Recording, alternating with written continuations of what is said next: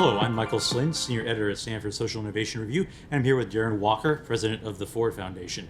Darren took the helm at Ford in 2013, and since then he's gained, justifiably I think, a high profile for his efforts to change the way Ford does philanthropy, and in particular to change how Ford approaches the problem of social and economic inequality. The New Yorker magazine published a profile of Darren that really emphasized that context, and last year Darren wrote a much discussed article for the New York Times in which he argued that the traditional work of foundations, good works, and giving back aren't quite sufficient to addressing this problem of inequality.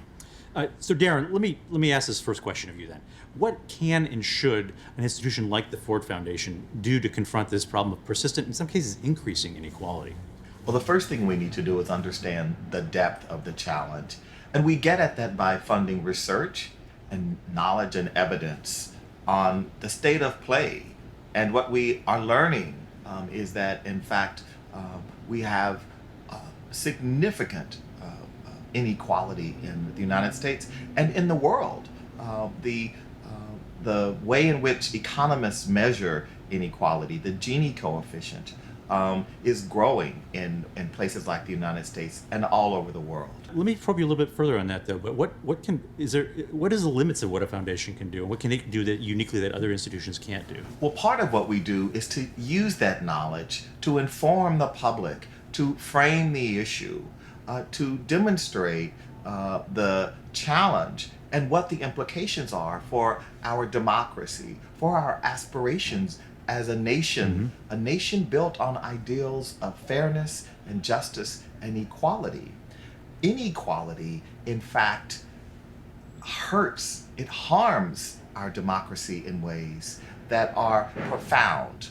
And so we have to think about the structures and the systems that perpetuate inequality and how we attack those structures, address those systems in a way that yield more shared prosperity, more opportunity, more social mobility for more Americans and more people around the world. That's a good segue to the second question, which is to really look at the causes. What have you learned, and what do you think, let me put it this way, what is the single most important thing that people fail to understand about this problem, about the root causes of inequality or the core attributes of inequality today? Experts often say that the causes of inequality are technology, innovation, automation, globalization. That is in fact true.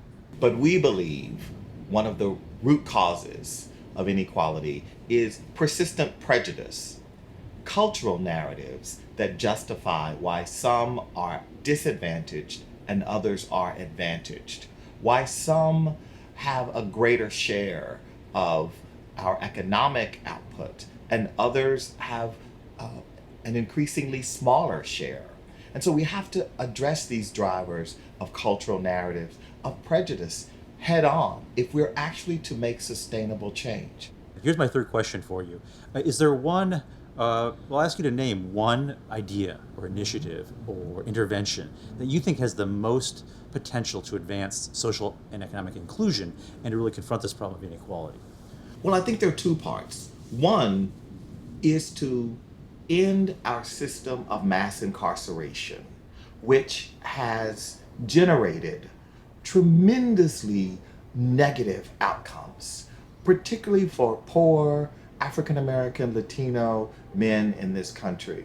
If we were to actually end the schoolhouse to prison pipeline, we could help transform an entire population of people who are now sitting in prisons and who in the future would be sitting in prisons, and make them productive members of society, productive participants in our economy.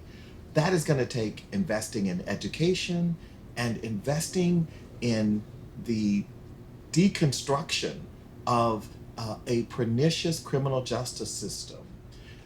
Those interventions, I think, would have a transformational impact in our nation. The other thing we have to do is focus on our economy and jobs, because what we need is an economy that produces jobs for people that are mobility jobs, that are jobs that make it possible for a person to imagine that they can make a decent living, can take care of a family, and be productive members of society. Well, thank you, Darren Walker, for answering these 3 questions for us. I'm Michael Slind of Stanford Social Innovation Review.